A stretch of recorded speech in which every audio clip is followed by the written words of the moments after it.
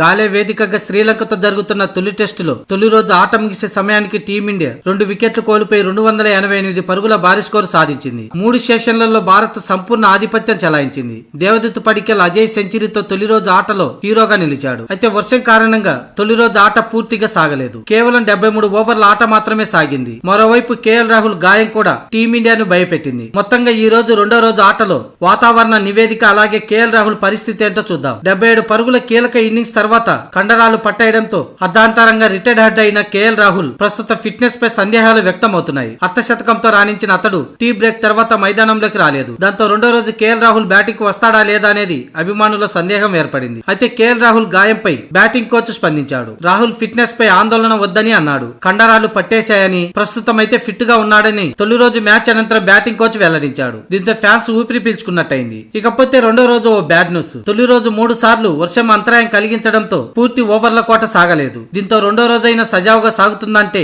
Weather report ఇంకా danger bell మోగించింది. రెండో రోజు వర్షం మరింతగా విజృంభించే అవకాశాలు కనిపిస్తున్నాయన్నట్టు వెదర్ రిపోర్ట్ పేర్కొంది. మొత్తంగా జరిగే ఈ 5 రోజుల టెస్టులో ఏకంగా 4 రోజుల పాటు వర్షాలు కురిసే అవకాశం ఉందని వెదర్ రిపోర్ట్ హెచ్చరికలు పంపింది. దీంతో ఈ రోజు రెండో రోజు కూడా వర్ష ప్రభావం ముంచుకొస్తుంది. మొత్తంగా ఈ టెస్టు మ్యాచ్ కు వరుణుడు శాంతిస్తేనే పూర్తి స్థాయిలో మ్యాచ్ కొనసాగే అవకాశం ఉంది. ఇప్పటికే టీమిండియా WTC ఫైనల్ చేరుకోవాలనుకున్న తరుణంలో శ్రీలంకతో 2 టెస్టుల సిరీస్ ఎంతో కీలకం. ఈ క్రమంలో తొలి టెస్టుకు వర్షం అంతరాయం కలిగిస్తుండడం ఆందోళనకరంగా మారింది. రెండో రోజు, మూడో రోజు కూడా వర్షం అంతరాయం కలిగించే అవకాశాలు ఎక్కువగా ఉన్నాయని వాతావరణ శాఖ తెలిపింది.